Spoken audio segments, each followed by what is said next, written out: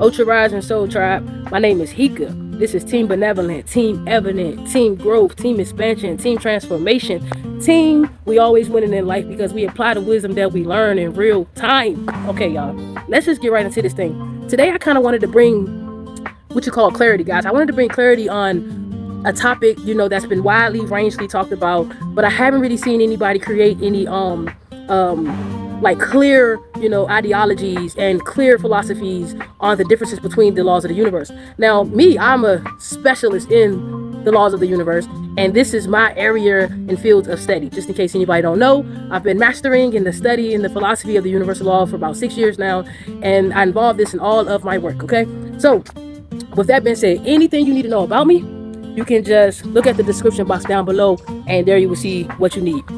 So today I kind of want to bring you the differences between the three LOAs. Now I created a short on the video, but the short is just kind of like simply just that. It's just a short, so it's not really me getting in detail of what I mean by what I am saying, right? So in this video, I'm going to basically explain the philosophy behind me even saying the differences between the three LOAs. Now, if you don't know, or if you are unfamiliar with the three LOAs, they are the law of attraction, the law of assumption, and the law of alignment. Okay, those are the three LOAs.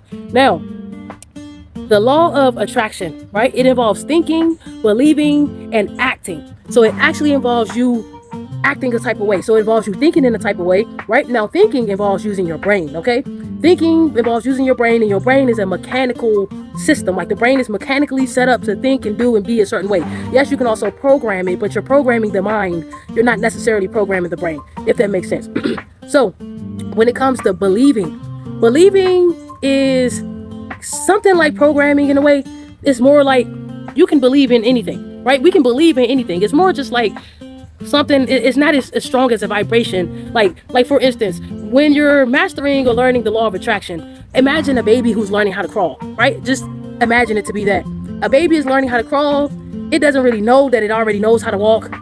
All it knows is that right now it doesn't think that it can walk, so it doesn't believe that it can walk, so it doesn't act as if it can walk, because obviously the baby is not really sure. Now that's what I mean by law of attraction. Law of attraction is more like the beginning phases. It's more like it's always working in your life. This law is always working. It's either working with you or it's working against you, but even when it's working against you, it's still working with you in a way, because everything is divinely guided. So what I mean by this is this. First, you're in the law of attraction. This is when you have minimum self-awareness, right? You're either manifesting the things that you want, or you're even manifesting the things that you don't want, right? Basically, this is what the law of attraction is, based on your thoughts, your beliefs, and your actions, right? This is evolving your brain and what you are believing, what programs and limiting beliefs you have placed on your brain. You see what I'm saying? And then that involves the way you're acting, okay? So that's the basic level of attraction. Now, the basic level of assumption, the law of assumption, this is the law of attraction fine-tuned into a higher frequency, a higher vibration. It's like somebody modified it and made it better, right? So the law of assumption is like the law of attraction, but made better. Just like the law of wisdom is the higher level of the law of karma and the law of cause and effect. Okay, so the law of assumption, it involves feeling, right? Feeling is now you're not thinking about attracting with your mind and your thoughts and your thinking, right? When it comes to feeling, you're attracting with your heart. You're attracting with your sight. You feel what I'm saying? And so this involves knowing, right? Now, a knowing is way more powerful than a belief, right? When somebody can say, I can believe in anything. But when you say, I know this person, place, or thing is mine, that's activating the law of opulence. The law of opulence is you can have whatever you want as long as there's nothing in the way of it arriving to you like your thoughts, okay? So that's knowing. And then this knowing, right? This feeling and then this knowing, it automatically puts me in a receiving mode. So now I'm in receiving mode. I just assume that everything's already mine, that is mine, and that it's already on the way to me, and it already is, without working too hard. This is the difference. You know how they taught us that we had to work so hard. We got to work like Hebrew slaves. No offense to the Hebrews out there, you know what I'm saying? But that's what they be trying to say. We got to work extra hard. We got to do this. When in reality, the truth is, we don't have to work extra hard, because if you're doing something that you love to do, that you was born to do, it don't feel like work. And if you're doing something that's fun, right? Because what you love to do is obviously fun. You can do it all day. You feel me?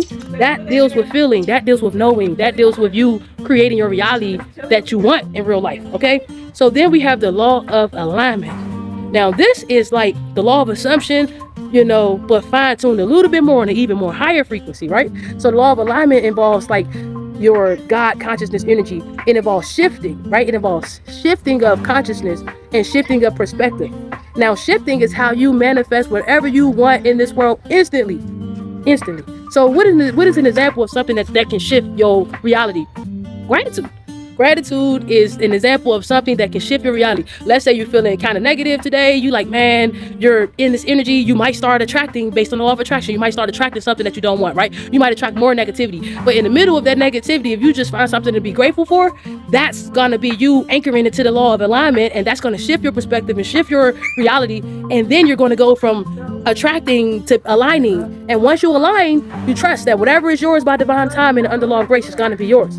And that's the truth, right? You trust the truth. So alignment is shifting the perspective and the consciousness, and then me trusting the truth of the eternal self that is within me, the E in self, okay? So then also, when it comes to alignment, the law of alignment, you then unlock allowing mode, right? Now, allowing mode is that crown chakra energy. Allowing mode is that God source energy. It's allowing, trusting, and allowing the source to create through you and for you, for your greater good and everybody else's greater good that's involved within you. The thing about allowing is it's going to always go bigger than your imagination and what you ask for and what you always even imagine, okay? And you're not going to have to work that hard because you're doing nothing but just allowing and trusting the process to take place and to take form. So with that being said, I pray this video was able to help somebody really gain clarity on the 3 LOAs, how you can use them to basically enhance your life and advance the life of others who everybody is connected to you, and how you really don't even have to work hard. Like that's the past, y'all. We not like the law of least effort, guys. You really got to understand the universal laws and how they work. With that being said, I love you. Have a good day.